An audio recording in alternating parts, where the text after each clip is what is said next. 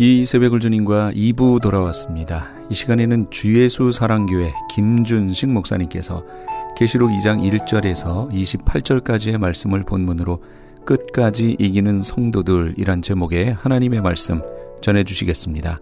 많은 은혜 받으시기 바랍니다. 계시록 2장 1절에서 28절 말씀을 가지고 끝까지 이기는 성도란 제목으로 말씀을 드리겠습니다. 기독교는 이기는 종교입니다. 초대교회 시대부터 지금까지 교회는 이겨왔습니다. 초대교회 시대부터 지금까지 계속 싸우고 있습니다.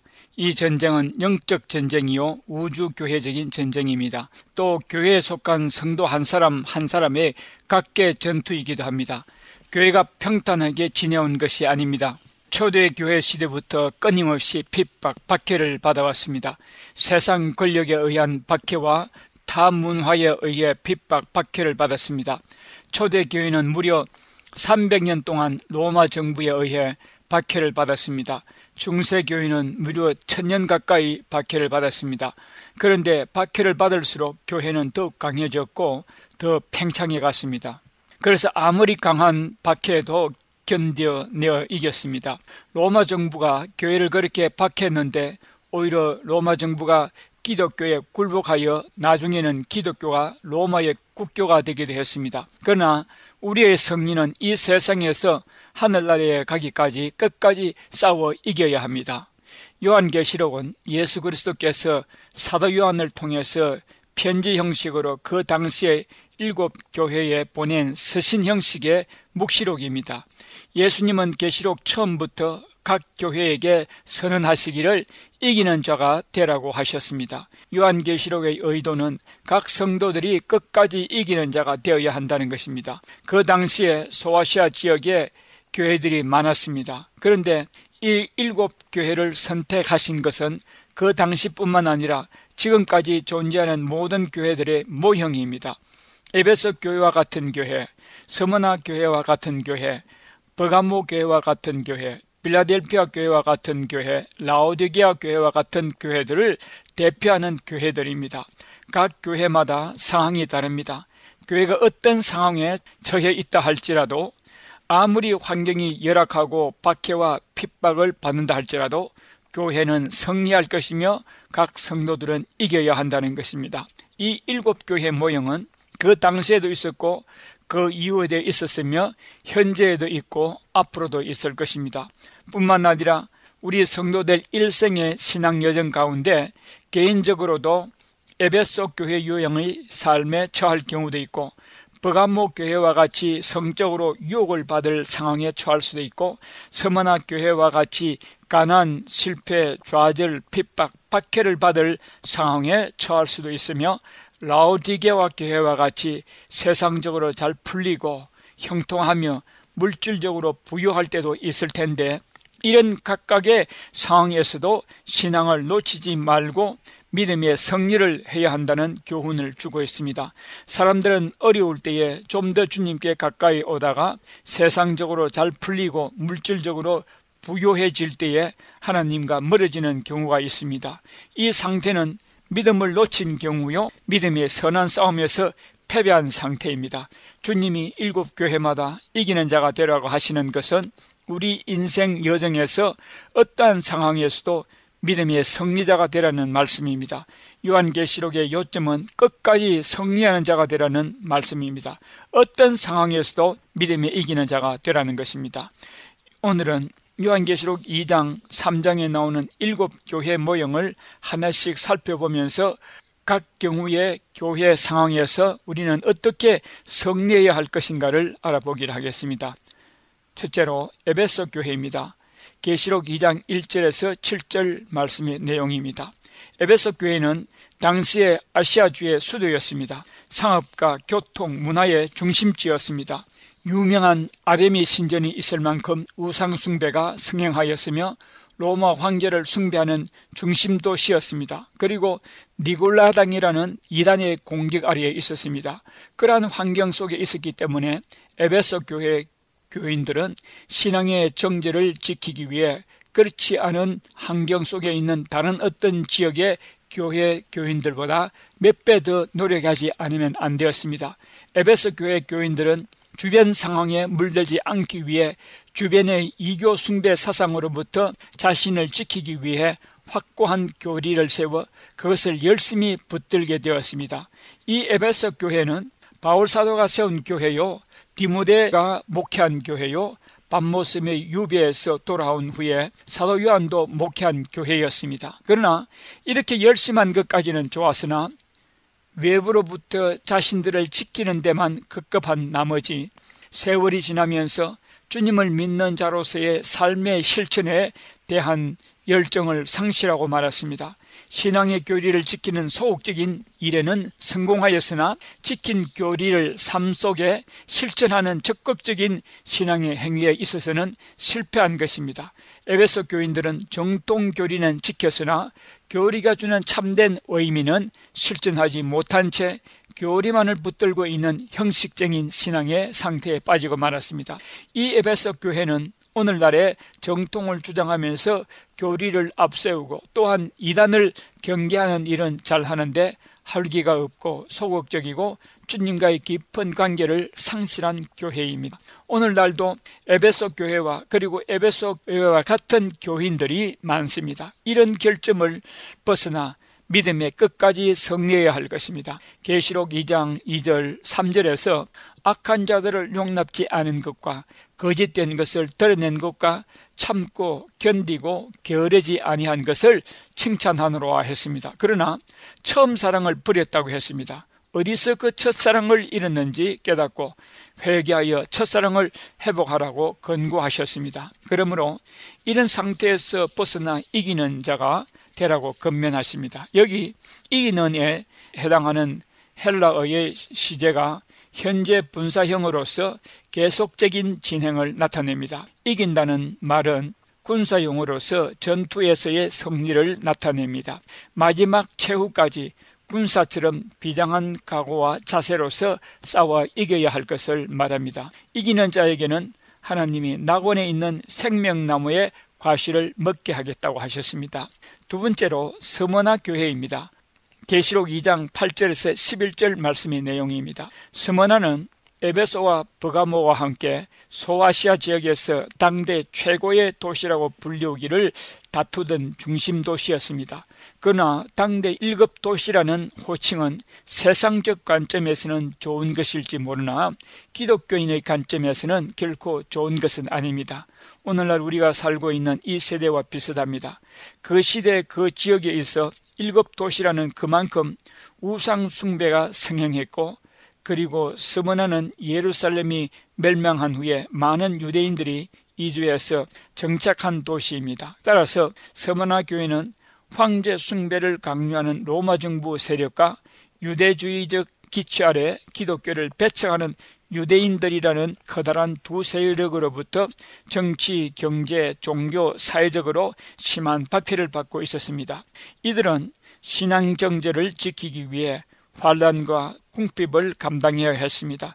신앙 때문에 직장을 잃거나 재산을 몰수당하여 경제적으로 많은 어려움을 당했습니다. 그러나 주님은 말씀하시기를 내가 실상은 부자라고 말씀하십니다.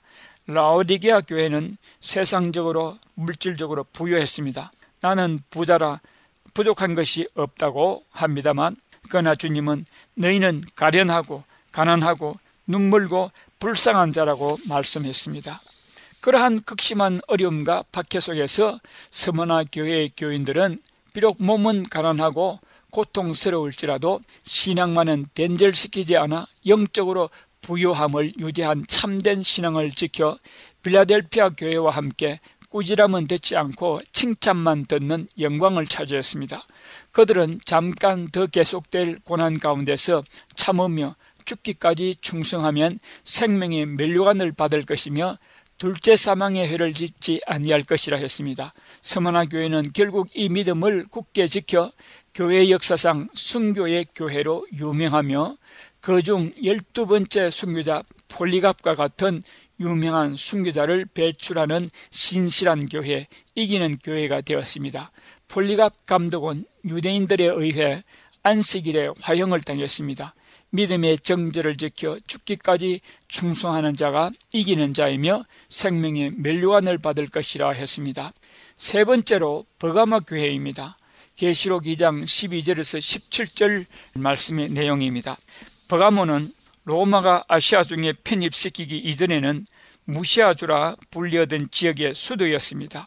이곳은 BC 130년경에 로마의 식민지가 되었는데 이 도시에 의학교가 있었고 20만 권이 넘는 책을 소장한 도서관이 있었던 곳으로 유명합니다. 이곳에는 제우스, 아테네, 디오니소스를 모신 신전이 있었고 그 외에도 수많은 신들을 섬기는 신전이 있어 우상 숭배의 본거지가 되었습니다. 버가모는 에베소나 스모나보다 먼저 황제 숭배를 위한 신전이 건립될 정도로 우상 숭배의 중심지였습니다. 그래서 주님은 버가모시를 사단의 위가 있는 곳이라 칭했고 사단이 거하는 곳이라 말했습니다. 그리고 특별히 뱀을 신으로 상징하는 아예스쿨라 피우스를 섬겼습니다. 이러한 우상 숭배가 극심한 도시에 버가모 교회에 안디바라는 순교자가 있었습니다. 이 안디바는 유대인 전승에 의하면 버가모 교회의 감독이었는데 도미티아누스 황제 통치 때에 황제 숭배를 거부하다가 체포당해 불에 벌겋게 달구어진 놋새 황소 위에 얹혀 타 죽었다고 합니다. 사실 버가모는 우상 숭배의 중심지였으므로 그곳 성도들은 황제 숭배를 거부하고 유일하신 참 하나님이시며 구주 되신 예수 그리스도를 믿는다는 이유로 이교도들에게 죽음을 당했습니다. 그런데 한편 버가모 교회는 이교도들이 가하는 박해에서도 주님에 대한 믿음을 저버리지 않은 자들이 있었는가 하면 반대로 내부로부터 오는 거짓 교훈에 미혹되는 자들도 있었습니다. 예수님은 이들을 발람의 교훈을 쫓는 자들이라 했습니다. 발람은 민수기 22장에서 25장과 31장 8절과 16절에 나오는 인물인데 이스라엘 백성들을 모압 여인들과 음행하게 하고 모압의 우상 숭배에 참여시켜 하나님으로부터 이스라엘 백성들이 징벌을 당하게 한 장본입니다. 발람의 교훈과 마찬가지로 버가모 교회에 거짓 선지자들이 들어와 버가모 교인들을 꿰어 음행하며 우상 숭배하게 하고 그 재물을 먹게 했다는 것입니다. 예수님은 버가모 교인들에게 니골라당의 교훈을 쫓는 자들이라 했습니다. 계시록 2장 14절과 15절에서 발람의 교훈을 쫓는 자들을 니골라당의 교훈을 쫓는 자들이라 했습니다. 14절 그러나 내게 두어 가지 책망할 것이 있나니 거기 내게 발람의 교훈을 지키는 자들이 있도다. 발람이 발락을 가르쳐 이스라엘 자손 앞에 걸림돌을 놓아 우상의 제물을 먹게 하였고 또 행음하게 하였느니라. 이와 같이 내게도 니골라당의 교훈을 지키는 자들이 있도다 했습니다. 니골라란 이름의 뜻은 헬라의 의미로 백성을 이긴다, 백성을 삼킨다는 뜻인데 그리고 발람의 히브리어 의미는 백성을 삼킨다는 의미입니다. 그래서 니골라나 발람이나 같은 의미를 가진 이름입니다. 그리고 발람이란 한 개인을 의미하는 것이 아니고 하나님의 백성을 미혹시켜 삼키는 무리를 통칭합니다. 그래서 14절과 15절에 의하면 니골라당의 가르침과 발람의 가르침이 같은 것입니다. 그래서 니골라와 발람의 이름의 뜻이 같고 니골라당의 가르침이 발람의 가르침과 같기에 발람의 교훈을 따르는 이들로 두고 니골라당이라 이름 붙였다는 것입니다. 그러므로 예수님은 버가모 교회 성도들에게 경고하시기를 회개하라고 하십니다. 이것은 1차적으로 니골라당의 교훈을 쫓는 무리들에게 하시는 경고요, 또한 버가모 교회 교인 전부에게 하시는 경고입니다. 버가모 교회를 두고 볼 때에 세 그룹의 교인들이 있었습니다.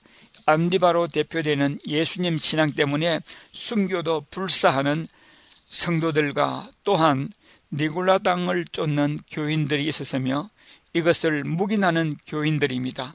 죄는 그것을 짓는 자들에게 돌아가지만 죄 짓는 자들을 보고도 침묵하는 것 역시 간접적인 죄에 참여하는 것입니다. 거룩한 하나님의 공동체 안에서 악한 일이 일어나고 있는데도 이에 맞서 싸우지 아니하면 주께서 친히 이 모든 자들을 심판하시겠다고 하십니다. 거짓 가르침이 난무한 곳에서 주님을 믿노라 하는 자들이 진리를 수하지 않으면 예수님은 계시록 2장 16절에서 내 입의 검으로 그들과 싸우리라 했습니다. 이 말씀을 읽으면서 일제점령시대에 우리 한국교회가 생각났습니다. 일제가 신사참배를 강요하던 그때에 신사참배를 거부하다가 감옥에 갇히고 매맞고 헐벗고 굶주림을 당하며 주기철 목사님과 같은 분들은 순교까지 하는 자들이 있었는가 하면 앞장서서 교인들을 데리고 신사참배를 하던 사람들과 그것들을 방관하던 목사와 교인들이 있었습니다. 버가모 교회와 같았습니다. 계시록 2장 3장의 7교회는 전 시대 전 세계의 교회들을 반영하는 것입니다. 앞으로 엄청난 박해가 우리 시대 교회에 있을 것입니다. 계시록 13장에 짐승표를 받게 하고 적그리스도를 하나님으로 경배하게 합니다. 하나님을 경배하지 아니하는 자는 누구든지 죽인다고 했습니다. 이렇게 우상에게 경배하게 하고 그 우상에게 경배하지 아니하면은 감옥에 가두고 죽이는 그런 시대가 곧 오게 될 것입니다. 예수님은 버가모 교회와 같은 시대 상황에 처한 교회들에게 이기는 자들에게 주시는 축복을 말씀하고 있습니다. 먼저 이기는 자에게는 감추인 만나를 줄 것이요 또 흰돌을 줄 것이요 그 돌 위에 새 이름을 기록할 것이요 그 흰돌 위에 새겨진 새 이름은 받는 자만 알 것이라 했습니다. 여기에 만나는 시편 78편 23절 24절에서 천국에서 천사들이 먹는 양식이라 했습니다. 23절에 그러나 그가 위의 궁창을 명령하시며 하늘 문을 여시고 그들에게 만나를 비같이 내려 먹이시며 하늘 양식을 그들에게 주셨나니 사람이 힘센 자의 떡을 먹었으며 그가 음식을 그들에게 충족히 주셨도다 했습니다. 힘센 자의 떡이라고 했는데 NIV 영문에는 천사들의 떡이라고 말하고 있습니다.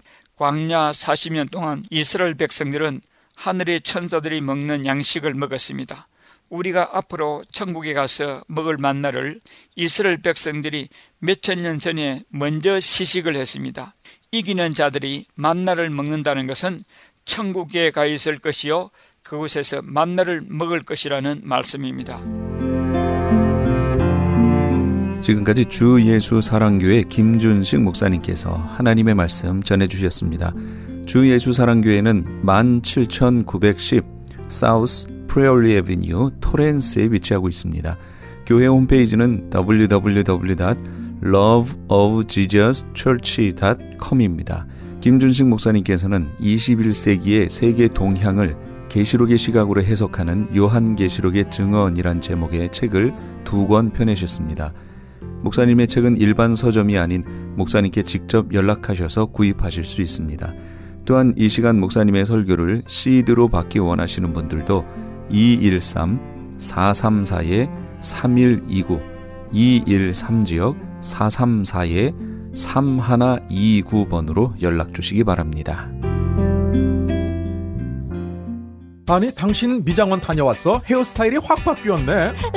홈쇼핑월드 차홍 고데기로 마술을 부렸지. 홈쇼핑월드 차홍 고데기? 차홍 허니앤비 샴푸로 머리 감으면서 차홍 헤어두피 마사지를 쓰면 머릿결이 너무너무 부드러워지고 한 움큼씩 빠지던 머리카락도 눈에 띄게 덜 빠져. 차홍 고데기 너무 좋아. 그럼 그 웨이브 머리도? 당연하죠. 3, 4분이면 이렇게 풍성한 웨이브 머리를 만들 수 있다고요.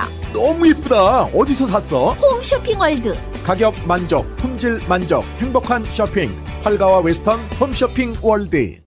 네, 신만의 장석훈입니다. 천정산삼이라고 다 같은 천정산삼이 아닙니다. 신만이 장석훈이 직접 채취해 믿을 수 있는 산삼. 장례삼, 야생산삼과도 비교할 수 없는 신만이 장석훈의 진품 천정산삼. 천하를 얻어도 건강을 잃으면 무슨 소용이 있습니까?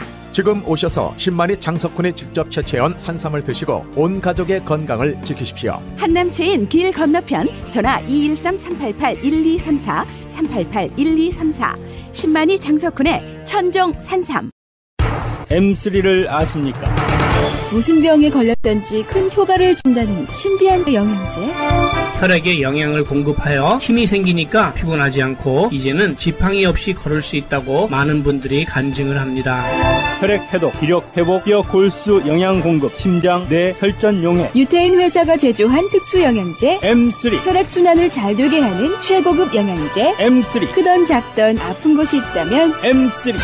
213-435-9600, 213-435-9600번입니다. 정직한 마음으로 권해드립니다.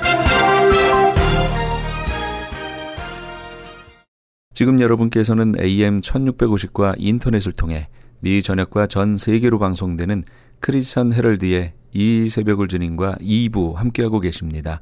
방송시간과 설교 편성표는 크리스천 헤럴드 신문 주간 편성표와 홈페이지 CHTV1888.org에서 확인하실 수 있습니다.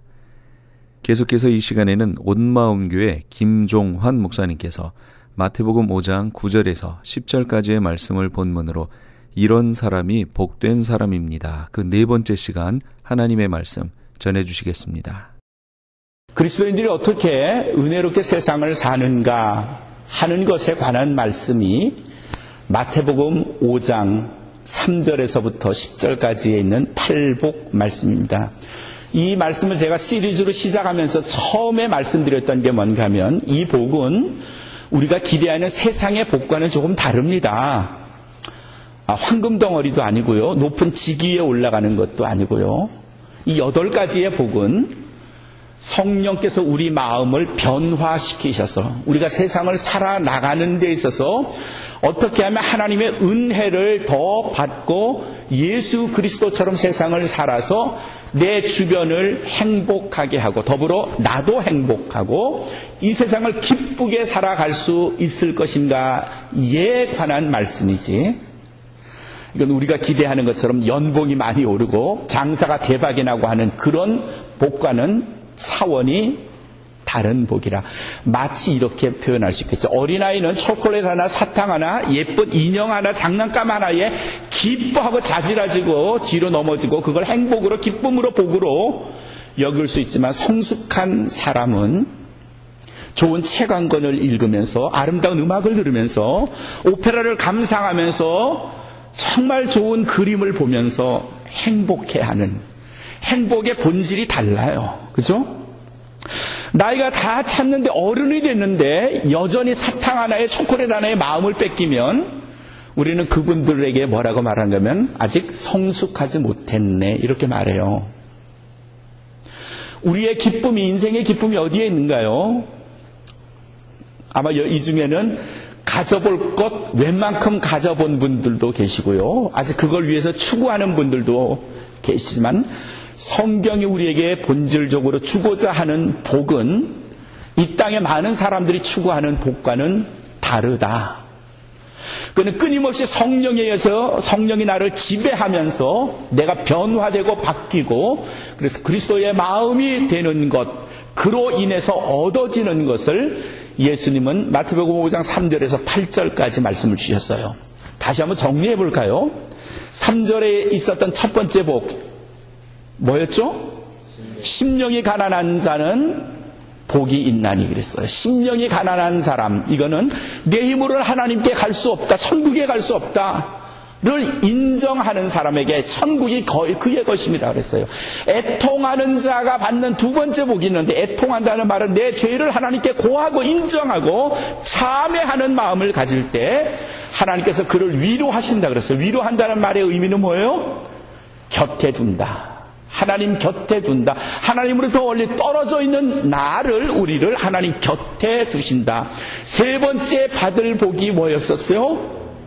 온유한 자에서, 이거 마음을 예쁘게 쓴다, 곱게 쓴다, 착하게 산다, 이런 의미보다도 훨씬 높다 그랬어요. 온유한 자라는 말은 뭔가요? 성령의 강팍한 내 마음을 깎고 부서뜨리고 유하게 만들어서 그리스도의 마음으로 만드는 거예요. 성령의 지배를 받는 거예요. 성령에 의해서 점령되는 사람이에요. 이게 온유한 사람이에요. 온유한 사람, 그는 하나님으로부터 땅을 물려받는다고 했어요. 네 번째 복이 뭐였죠? 온유한 자 다음에 의에 줄이고 목마른 자라 그랬어요. 의는 뭔가 하면 내 의, 나의 의로, 내 기준, 내 도덕적 가치로서 옳다 그르다가 아니라 오직 하나님이 보시기에 이 사람 착하냐 안 착하냐. 다른 말로 하면요, 하나님 보시기에 이 사람이 천국에 들어갈 수 있는 자격을 갖췄느냐 못 갖췄느냐, 그리스도의 이름을 믿느냐 안 믿느냐, 그리스도의 피로 구속함을 받느냐 안 받느냐에 목이 마른 사람이라는 게 바로 네 번째 복이라 그랬어요. 그 사람들을 그리스도께서 배불려 주시겠다고 했어요. 내가 하나님의 의로 천국에 갈 수 있음을 믿습니다. 그리스도의 의가 아니면 하나님 나라에 갈 수 없습니다 라고 고백하며 믿는 사람에게 하나님은 그를 만족해 하신다. 네 번째 복이라고 그랬어요. 다섯 번째 복, 우리 지난주에 말씀을 함께 나눴어요. 뭐였었죠? 긍휼히 여김을 받는 자. 긍휼히 여기는 자는 긍휼히 여김을 받는다 그랬어요. 긍휼히 여긴다는 게 뭐였죠? 뭐예요? 어떤 게 긍휼히 여기는 거예요? 온유한 마음으로 살아가되 마음의 상태가 나 적극적으로 선을 추구하고 행동으로 보여주는 거예요.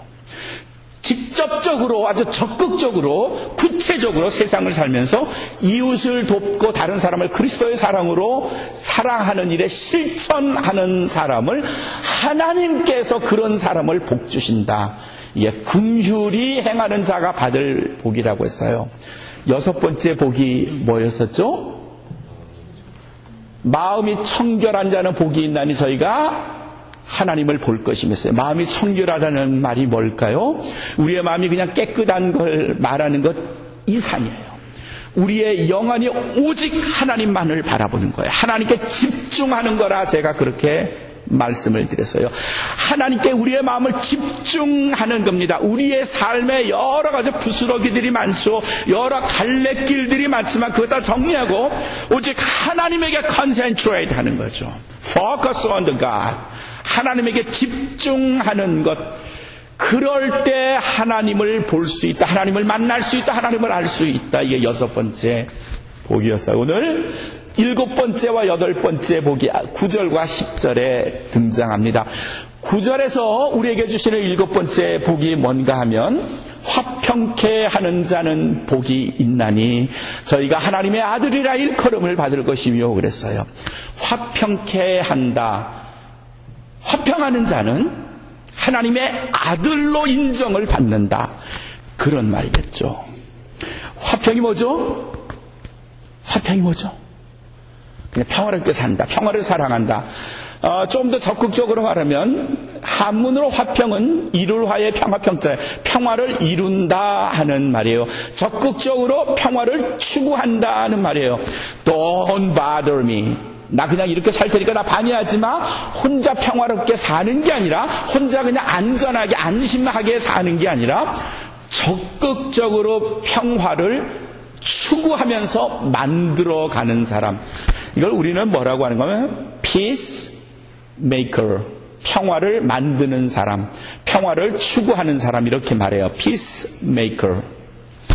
주변에도 그런 분들이 있어요. 남들의 분쟁에 적극적으로 자기 시간, 자기 돈 써가면서 두 사람이 화해할 수 있도록, 좋은 관계가 될 수 있도록, 원상복귀가 될 수 있도록 그런 일을 기꺼이 맡아서 하는 사람들이 있었어요. 주변에 그런 사람들이 있으시죠?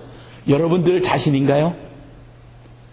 평화를 만드는 자, 화평케 하는 자. 하나님은 이런 사람들이 복을 받을 수 있다고 말씀하세요. 화평케 하는 자. 우리 자신을 한번 생각해 봐요. 여러분 자신을 한번 생각해 봐요. 날 생각해 보죠. 나는 평화를 만드는 자일까요? 아니면 그 반대는 뭐죠? 그 반대 뭘까요? 평화를 만드는 자, peacemaker. 반대는 뭐예요? peace breaker. peace를, 평화를 망치는 사람, 깨트려 버리는 사람. 옛날에 보면 역사 속에도 침략주의자들이 있어요. 국가에서만 그런 게 아니고요, 한 가정에서도, 한 작은 사회에서도 평화를 깨트리는 문제투성이의 사람들이 있어요. 혹시 주변에 그런 사람 없어요? 우리들끼리, 친구들끼리 잘 있는데 꼭 걔만 오면 문제가 발생해. 좋은 친구들끼리 밥 잘 먹고 커피 마시거나 개만 오면 괜히 싸우게 되고 신경질 내니까 주변 사람들이 슬금슬금 피해서 일찍 집에 가고. 혹시 이런 사람들 있어요? 주변에? 가정에서도 그래요. 심심치 않게 가정의 평화를 깨는 사람들이 많은 경우 남자예요. 아버지예요.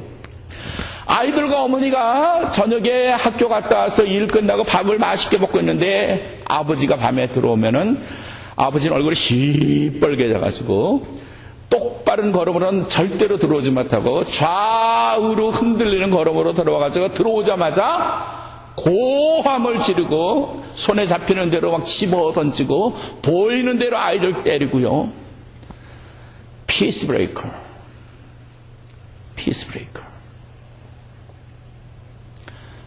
평화를 만드는 자가 하나님으로부터 복을 받는다고 했는데, 하나님의 아들로 불린다고 했는데, 많은 경우에 피스브레이커가 오히려 그 반대로 하나님의 아들이 절대로 될 수 없다는 말씀과도 같겠죠.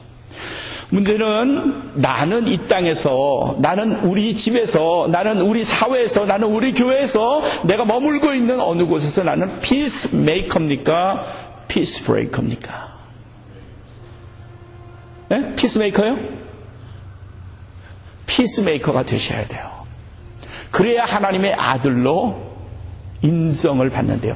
더 적극적으로 피스메이커뿐만 아니라 성경은 우리에게 피스키퍼까지도 요구합니다.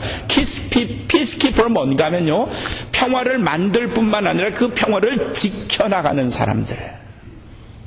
예, 키퍼예요. 키퍼. 누군가가 들어와서, 우리 이렇게 재밌게 만들었는데 최 집사님이 와가지고 우리 사이를 가르려고 막 소동을 부리고 난동을 부려도 그것을 깨트리지 않고 계속 지켜나가는 누군가가 있다면 그는 피스키퍼가 돼요. 우리 미국 땅에 살면서, 로스앤젤레스에 살면서 대체로 평화롭습니다. 근데 이 평화를 유지하기 위해서는 우리 모든 사람들이 각각 피스키퍼가 돼야 돼요. 평화를 지켜나가는 사람, 이 평화를 유지하는 사람. 유엔군이 어느 나라 분쟁이 생기면 군대를 파견해서 그 분쟁을 막아서 피스메이커 노릇도 하지만요, 평화를 이룬 다음에 유엔은 또 평화를 지키기 위해서 사람들, 군대를 보내는 일을 지금도 하고 있어요. 그래서 그곳의 치안 질서를 지켜나가는 일들을 유엔은 계속했어요. 이건 뭔가 하면요, 피스메이커 다음에 피스키퍼로서 그 역할을 계속하는 거예요. 그리스도인은요, 피스메이커가 될 뿐만 아니라 피스키퍼까지도 돼야 됩니다. 그러나 절대 되지 말아야 할 것은요, 피스브레이커, 평화를 깨는 사람입니다. 그 사람이 받을 복이 뭔가 하면 하나님의 아들이라 일컬음을 받을 것이며, 내가 평화를 만들고 지켜나가면 하나님께서 나를 너는 나의 아들, 너는 나의 딸 이렇게 말씀해 주신다고 했어요. 그런데 이 말씀이 얼마나 위대한 말씀인가 하면 이사야서 9장 6절의 말씀을 보시면 이런 말씀이 있어요. 이는 한 아기가 우리에게서 낳고 한 아들을 우리에게 주신 바 되었나니. 그러는데 이 이사야 말씀에서 한 아기가 우리에게 낳고 한 아들을 우리에게 줬다고 했는데, 이 아기와 아들이 누구를 말하는 걸까요? 예수 그리스도예요. 예수 그리스도를 이 땅에 보내시면서 이사야 선지자는 예언하기를, 이는 한 아기가 우리에게 낳고 한 아들을 우리에게 주신 바 되었는데 그 어깨에는 정사를 메었고 그 이름은 기묘자라, 그 이름은 묘사라, 전능하신 하나님이라, 영존하시는 아버지라. 그리고 제일 마지막에 뭐라고 되는 거면 평강의 왕이라 그랬어요. 평강의 왕. 그리스도의 또 다른 이름이 뭔가 하면 평강의 왕이에요. 이 땅에 평화를 이루기 위해서 오신 분이란 말이죠. 근데 우리가 평화를 이루면 우리에게도 그리스도가 받았던 그 이름, 존귀한 이름 평강의 왕, 그 이름을 우리에게 주신다고 했어요.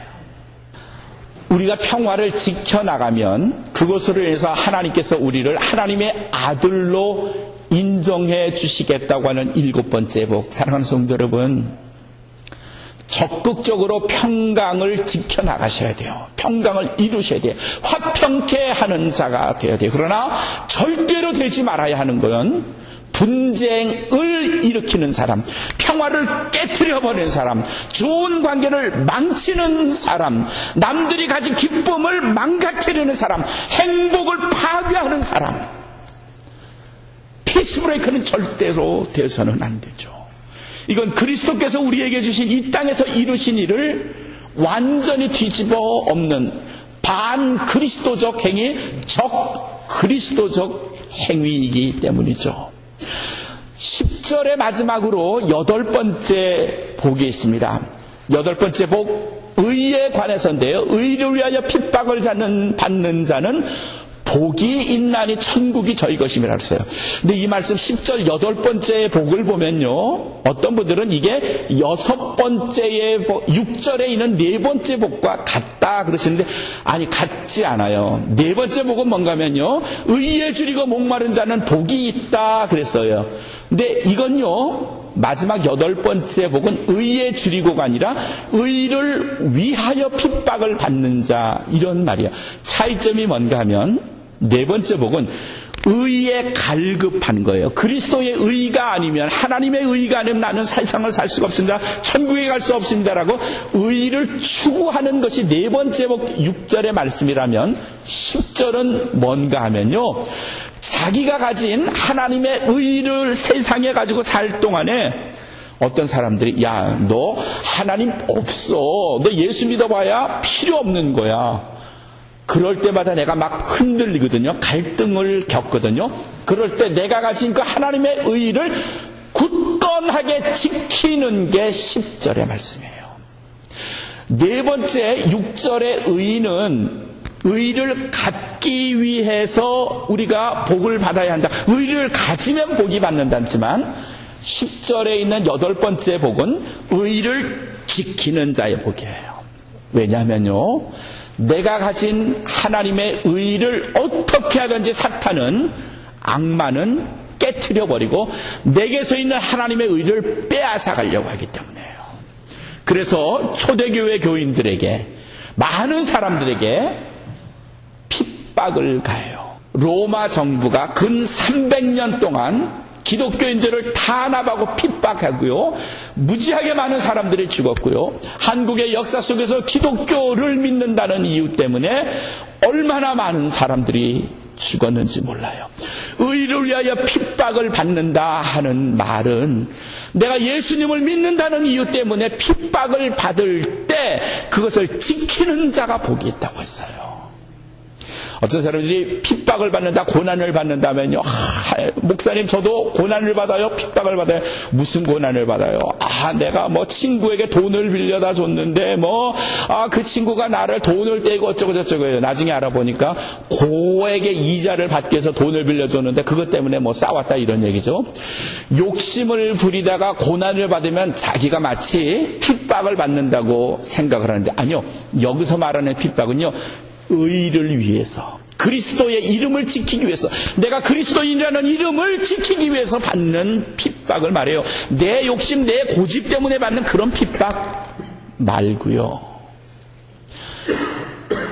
여기 우리 어르신들 일제 강점기 때 사셨어요. 신앙 지키기 정말 어려웠어요. 백병선 권사님의 고향이 신의주세요. 그래서 제재소를 하셨어요. 잘 사셨고요. 근데 그거 다 버리고 남쪽으로 내려오셔야 됐어요. 이유는 한 가지예요. 자유를 지키기 위함도 있지만 신앙을 지키기 위해서요. 공산당 앞에서, 일본 제국주의 앞에서 신앙을 지키는 건 불가능했기 때문에, 핍박을 받기 때문에, 지금 이 시간에도 북한에 있는 많은 지하의 그리스도인들이 핍박을 받고 살아요. 중국에 있었던 문화혁명 때도 수많은 그리스도인들이 그리스도인이라는 이름 때문에 핍박을 받아요. 그러나 많은 사람들이 핍박을 받음에도 불구하고 신앙을 지키고 자신의 많은 것들을 포기하고 손해보고 살았어요. 그 이유는 뭔가 하면, 팔복의 8번째 말씀이 의를 위하여 핍박을 받는 자는 복이 있나니 하는 이 말씀을 가슴에 새겼기 때문이죠. 혹시 그리스도를 믿는다는 이유 때문에, 내가 그리스도인이라는 이유 때문에, 내가 교회 나가는 이유 때문에 불이익을 받지 않아요? 손해를 보고요. 제가 언젠가 말씀드렸죠. 저도 내가 목사라는 이유 때문에 뭐 차 살 때 이럴 때 아주 되게 불편해요. 뭐 깎지도 못하고요. 목사님이시죠? 뭐 이러면 내가 흥정을 더 이상 못해요. 불이익을 받아요. 뭐 여러분도 마찬가지일 거예요. 정직하게 살면요, 남들만큼 거짓으로 더 많이 못 가져요. 그래도 정직하게 사셔야 돼요. 이유가 뭔가 하면 의를 위하여 핍박을 받는 자는 복이 있나니라고 말씀하셨기 때문이에요. 신앙을 지키시는데 흔들리지 마세요. 그리스도인이라는 이름을 지키기 위해서 유혹에 넘어가지 마세요. 베드로전서 4장 13절 14절에 베드로가 당한 그 어려움을, 베드로가 앞으로 당할 어려움을 교인들에게 이야기를 하면서 너희가 그리스도의 고난에 참여함을 즐거워하라 그랬어요. 그리스도의 고난에 참여함을 즐거워하라. 14절에는 너희가 그리스도의 이름으로 욕을 받으면 그것이 복이 될 것이다 그랬어요. 복이 될 것이다. 욕을 먹으면, 내가 그리스도인이라는 것 때문에 핍박을 받고 욕을 먹으면 그게 복이 될 것이다. 베드로 사도가 그렇게 우리에게 가르쳐 주시네요. 그리스도인이라는 이름 때문에 욕을 먹거나 아니면 손해를 보거나 할 때 주저하지 마세요. 내가 당신한테 손해보지만 하늘의 상이 큼이라 하는 은총이 우리에게 있기 때문인 줄로 믿으시길 주님의 이름으로 축원합니다. 1990년에 기독교 봉사단체에서 활동을 했던 압돌 라흐만이라는 사람이 있었어요. 이 사람은 기독교 단체에서 뭐 돈을 받고 맨 처음에는 일을 하다가 그 다음에 점점 그 사람들이 믿는 하나님에 관심을 갖게 됐고요. 그리고 성경을 공부하게 됐고요. 마침내 그리스도를 받아들이게 됐어요. 아프가니스탄 사람이기 때문에 태어날 때부터 이슬람이었었어요. 그러다가 그가 가졌던 종교를 버리고 기독교로 개종을 했고요. 그래서 그리스도를 영접했어요. 그리고 어느 날 자기 아내에게 자기가 그리스도인으로 개종했다는 이야기를 했어요. 이슬라믹 나라에서는 그가 살고 있던 아프가니스탄의 카불 도시 수도죠. 그곳에서 기독교인으로 사는 건 불가능했어요. 아내가 자기의 가족에게 이야기를 해서 결국 남편이 쫓겨나게 됐어요. 집에서. 그래서 독일로 가서 살 수밖에 없었어요. 아내와 두 딸을 아프가니스탄 카불에 놔두고 독일에 가서 살았는데 2002년에 마침내 이 텔레반 정부가 무너지고 민주 정부가 들어섰어요. 조금 갈까 생각을 하다가 이 라흐만이라는 사람이 조금 더 기다려서 2006년에 자기의 고국을 찾아갔어요. 3월달 그가 찾아간 그 고향에 그를 반겨주는 사람이 없었어요. 고향에 간 이유는 아내와 두 딸을 데리고 자유진영으로 이슬라믹 나라가 아닌 나라에 가서 유럽 어느 나라에 가서 살고 싶었던 거예요. 그런데 완강하게 아내가 안 가겠다고, 그리고 두 딸을 못 주겠다고 뿐만 아니라 자기 남편을 경찰서에 고발을 했어요. 저 사람은 배교자, 변절자라고 즉각 체포됐어요. 압둘라이만이 체포돼서 재판을 받게 됐어요. 근데 그 일이 서방 세계에 알려졌어요. 압둘라이만이 그리스도를 받아들였고 개종했다는 이유만으로 재판에 회부됐고 재판 결과는 보나마나 사형이에요. 사형이에요. 극형이에요. 서방 세계에 알려지고 이게 외교 문제가 됐고요. 미국에서도 당시에 국무장관이었던 콘돌라이자 라이스가 아프가니스탄 대통령에게 전화를 해서 그 압둘라이만을 좀 살려달라고, 그를 죽이지 말라고 압력을 가하기 시작했어요. 그게 신문에 알려졌고 아프가니스탄에서 더 여론이 거세게 절대로 풀어줄 수 없다, 압둘라이만을 죽여야 된다라는 쪽으로 압력이 가해지기 시작했고 재판장은 우리는 절대로 서방 세계에 굴복하지 않을 거다 그랬어요. 재판정에 나온 압둘라이만에게 당신이 가진 당신의 종교가 뭡니까? 물어봤습니다. 그랬더니 나는 이슬람으로 태어났지만, 나는 힌두교를 믿는 사람으로 태어났지만, 나는 무슬림이었지만 지금은 예수 그리스도를 믿는 그리스도인입니다. 재판장이 다시 물어봤습니다. 당신이 그 종교 그리스도교를 버리고 다시 무슬림 되는 것을 원하지 않습니까? 그렇게 될 수 있나요? 그렇게 되겠습니까? 단호하게 일어나서 말합니다. 내가 가진 그리스도에 대한 신앙을 나는 절대로 포기하지 않을 겁니다. 당신이 이 재판장에서 내게 어떤 판결을 내리더라도 내 영혼을 구속하시는 그리스도를 나는 포기할 수 없습니다. 죽음을 각오한 겁니다. 순교하겠다는 거죠. 다시 감옥에 가둬졌고요. 이제 사형 1만 남겨뒀었을 거고요.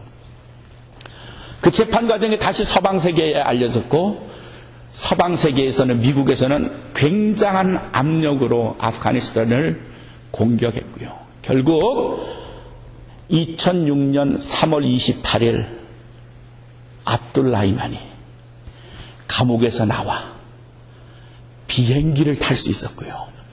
이탈리아 정부가 그의 망명을 기꺼이 받아주겠다고 해서 이탈리아로 가서 지금 이탈리아에서 살고 있어요.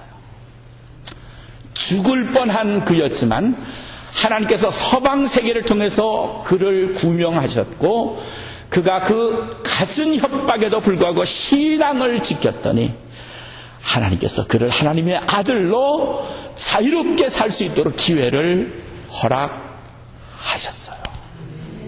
사랑하는 성도 여러분, 의를 지키면요, 핍박을 받아도 의를 지키면요, 고난을 받아도 의를 지키면요, 하나님께서 보상해 주실 줄로 믿으시기 바랍니다. 손해를 조금 보더라도요, 그 손해 별것 아닌 것으로 여기시고 끝까지 우리의 신앙의 양심을 지켜나가면 하나님께서 더 큰 것으로 보상해 주실 줄로 믿으시기를 주님의 이름으로 축원합니다. 이게 8가지의 복입니다. 이 복을 이대로 산다고, 심령이 가난하다고, 애통한다고, 우리의 마음이 성령에서 변화된다고, 의를 쫓아 산다고, 의에 의해서 의를 지킨다고, 이렇다고 우리가 벼락부자가 되는 건 아니고요. 내 아들이 장관에 올라가는 일도 없고요. 좋은 대학에 가라는 법은 없어요. 그렇게 될 수도 있고 안 될 수도 있지만 분명한 것은 하나님께서 우리를 귀히 여기셔서 우리가 장차갈 새로운 세계 하나님의 나라, 그 땅과 그곳에서 우리가 영원히 살 수 있도록 우리의 영혼을 보장해 주신다는 것은 확실해요.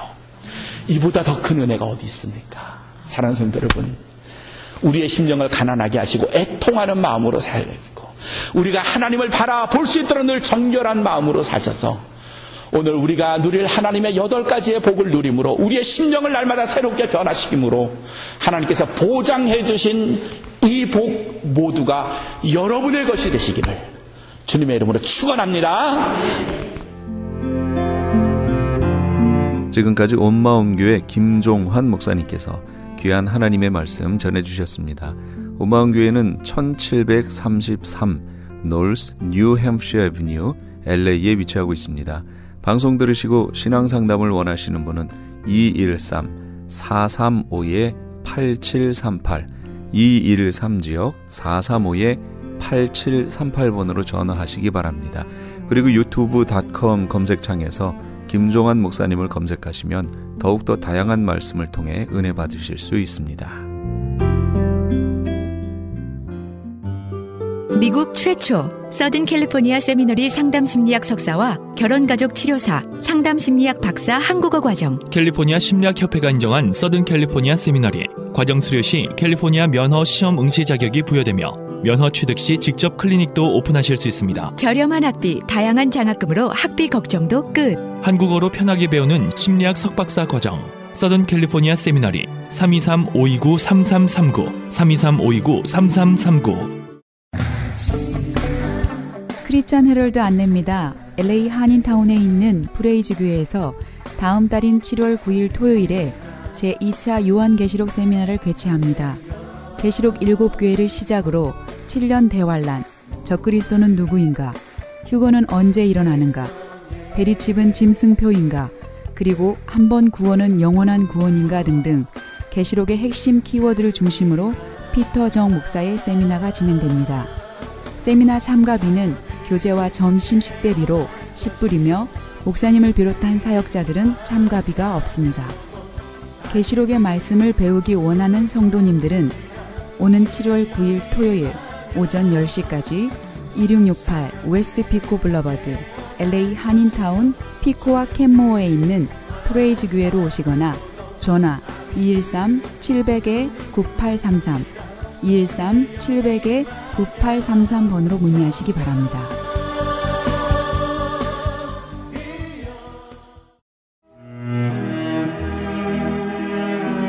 크리스천 헤럴드는 한결같이 지켜주신 하나님께 감사를 드리며 한 영혼이 천하보다 귀하다는 하나님의 말씀으로 한 영혼이라도 복음을 듣고 주께 돌아오기를 간절히 기도하는 마음으로 미디어 선교 사역의 역할을 감당하고 있습니다.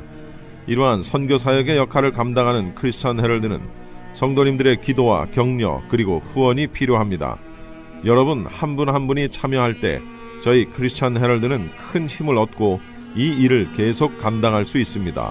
사랑하는 성도님들의 후원을 간절히 기다립니다.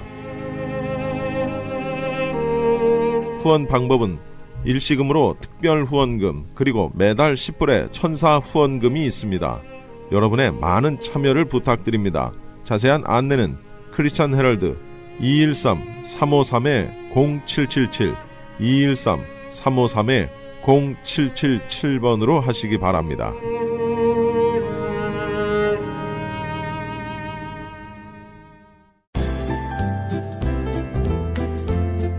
건강 칼럼. 안녕하세요. 오늘은 두 번째 시간으로 어떻게 하면 건강하게 장수하면서 살 수 있을까를 이야기해 보겠습니다. 지난 첫 번째 시간에서는 우리의 몸이 흙 성분과 똑같다고 말씀드렸습니다. 그렇기 때문에 흙 성분이 결핍되었을 때 각종 병에 걸린다고 하였습니다. 그러니까 우리 몸은 약 80여 가지의 흙 성분인 미네랄로 되어 있습니다. 황토벽이 무너졌는데 약품으로 고친다는 것은 황토벽에 시멘트를 바르는 것과 같아서 잘 융화가 될 수 없을 것 같습니다. 아무쪼록 좋은 흙 성분인 미네랄을 많이 드시고 건강하세요. 이 시간에 건강 장수에 꼭 필요한 피에 대하여 말씀드리고자 합니다. 신명기에서 피는 그 생명인즉 이라고 하며 성경에서 피에 대하여 약 69절들이 기록되어 있습니다. 피가 생명이라면 두 가지만 잘 관리하면 오래 살 것도 같습니다. 첫째로 몸에 깨끗한 혈액을 유지하고 두 번째로는 혈액이 잘만 순환된다면 좋을 것 같습니다. 그럼 어떻게 하면 깨끗한 혈액을 유지할 수 있을까요? 우리 몸은 나쁜 음식 또는 공해 등등으로 인하여 체내에 황산수소, 암모니아 수소를 만듭니다. 이것들이 탁한 피를 만드는데 이 독소를 제거할 수 있는 것이 일산화질소라고 합니다. 일산화탄소가 아닌 일산화질소입니다. 어떻게 일산화질소가 깨끗한 피를 만들까요? 잘 들어보시기 바랍니다. 욥기 37장에 이런 내용이 있습니다. 혹 징벌을 위하여, 혹 토지를 위하여, 혹 긍휼 베푸심을 위하여 구름으로 오게 하시느니라. 또 말씀하시기를 하나님이 어떻게 이런 것들에게 명령하셔서 그 구름의 번갯빛으로 번쩍번쩍하게 하는지 네가 아느냐라고 욥에게 묻습니다. 번개가 번쩍번쩍거리면 죄진 사람은 무섭기도 하지요. 그렇지만 토지에는 번쩍번쩍 할 때마다 공기 중에 일산화질소가 발생되어 비료가 된다고 합니다. 그래서 옛날 어른들이 번개 친 다음 날에는 금년 농사가 잘 될 것이야 라고 하셨죠. 토지도 일산화 질소, 우리 몸도 일산화 질소가 필요합니다. 80여 가지의 미네랄은 일산화 질소를 만듭니다.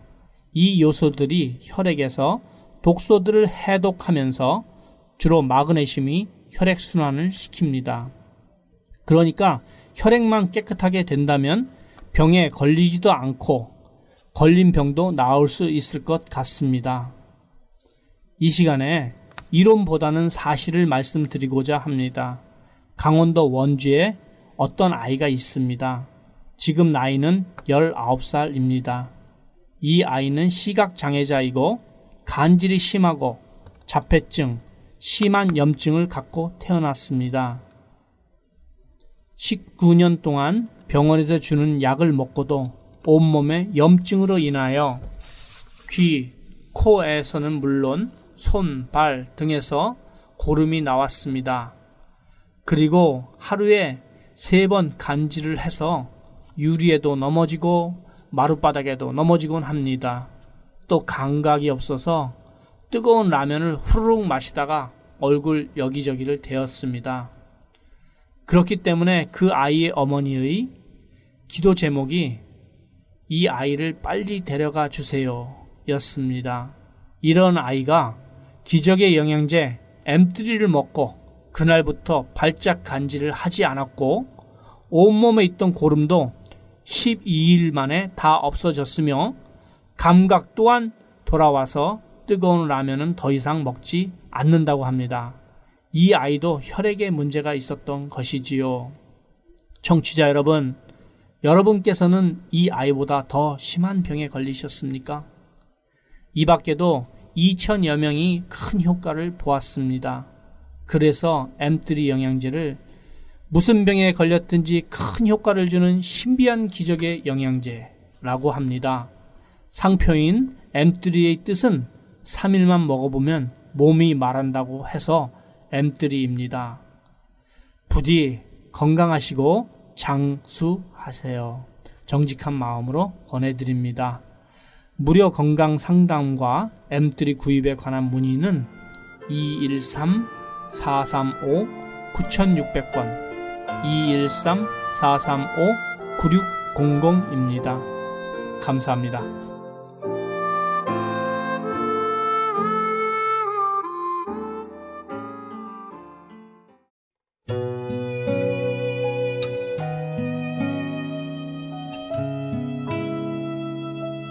김미경 사모님의 하늘길에서 부르는 노래 함께 하시면서 이 새벽을 주님과 2부 여기서 마칩니다. 잠시 15 후에 3부에서 돌아오겠습니다.